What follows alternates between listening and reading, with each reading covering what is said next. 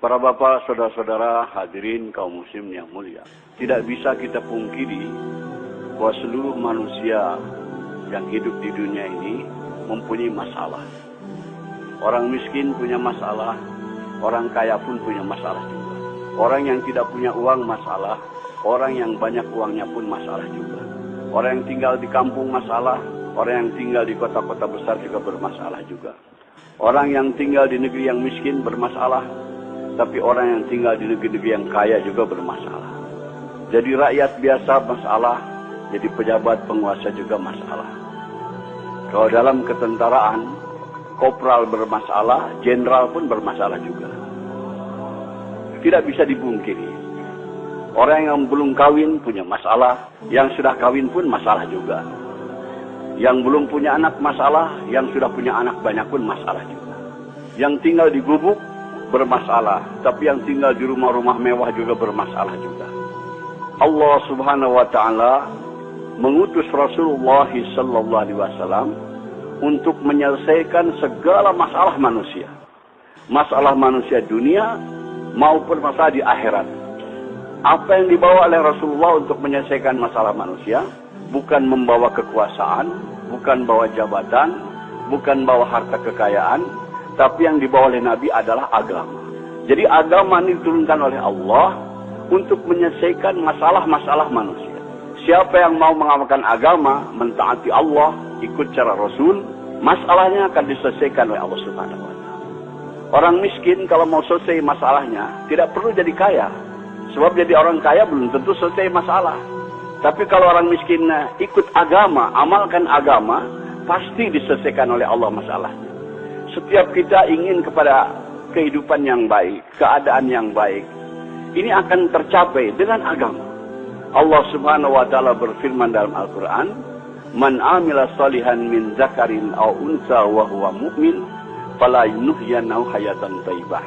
Barang siapa yang beramal soleh, yaitu taat kepada Allah dengan cara Rasul, baik laki-laki maupun perempuan, dan dia beriman, kami akan berikan kepadanya kehidupan yang baik.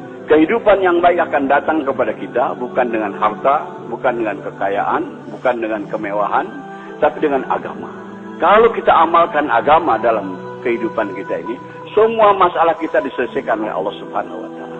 Begitu juga kehidupan kita bermasyarakat, bernegara, kalau ingin masalah-masalah selesai dari masalah masyarakat, masalah kenegaraan dan sebagainya, agama juga. Allah berfirman dalam Al-Qur'an, "Walau anna ahlal qura amanu wa taqaw la fatahna 'alaihim barakatim minas sama'i wal ardh." Andai kata penduduk suatu negeri itu iman dan takwa kepada Allah, kami akan bukakan kepadanya pintu keberkahan daripada langit dan bumi. Kemakmuran, kesejahteraan, keamanan akan tercipta dengan agama, dengan taat kepada Allah Subhanahu wa taala. Maka Rasulullah SAW berjuang mati-matian memahamkan kepada umat betapa penting agama ini. Betapa penting agama ini untuk menyelesaikan masalah. Sebab manusia terkeliru, tertipu. Mereka yakin dengan yang zahir. Disangkanya dengan berharta, dengan berkekayaan, dengan berjabatan, dengan pangkat, kehidupan akan nyaman. Tidak, hadirnya mulia. Fir'aun kaya raya, jabatannya tinggi, tapi tidak taat kepada Allah, bermasalah kehidupannya. Qarun kaya raya, orang terkaya di dunia ketika itu, tapi tidak mau taat kepada Allah, bermasalah hidupnya. Namrud juga raja dunia, dia tidak taat kepada Allah, bermasalah kehidupannya. Semua masalah-masalah datang kepada kita dari dia taat kepada Allah Subhanahu wa taala. Bukan karena pendapatan kecil, bukan karena miskin, bukan. Yang menyusahkan kehidupan kita ini adalah dosa-dosa kita sendiri. Hadirin, di Jakarta ada ungkapan kata gubuk derita. Maksudnya karena tinggal di gubuk hidup menderita.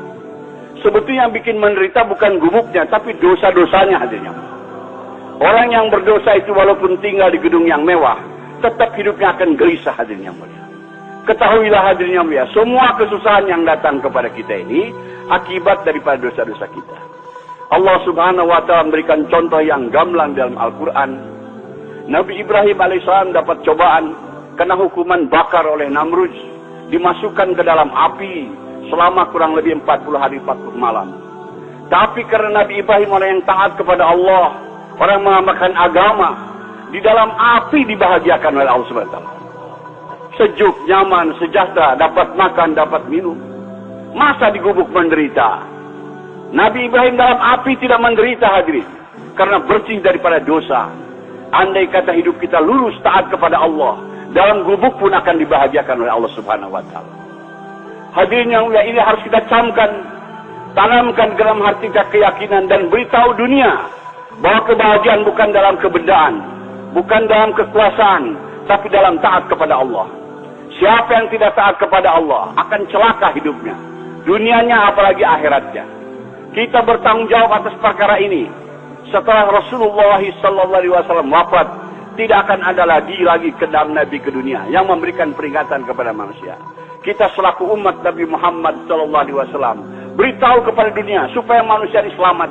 Hanya dengan ikut cara Rasulullah, kehidupan kita akan aman, akan tentram, akan sejahtera, akan bahagia. Maaf hadirin, hidup kita bukan akan bahagia dengan modern, dengan ikut barat. Tidak ada janji Allah Subhanahu wa taala. Tapi kalau kita ikut cara Rasulullah, janji Allah ada di situ. Allah akan berikan kepada kita kesuksesan, kebahagiaan. Maka kita beritahu perkara ini. Hadirin yang mulia, Allah Subhanahu wa taala berfirman dalam hadis qudsi, "Ya ibadi, ana urid anta turid, wala yaqulu illa ma urid." Wahai hambaku, aku punya keinginan, kamu pun punya keinginan, tapi akan berlaku keinginan aku, kata Allah, bukan keinginan kamu. Wa ilan salam tali fima urid, fakaifatuka fima turid. Kalau kamu tunaikan keinginan-keinginan aku, maka aku akan tunaikan segala keinginan-keinginan.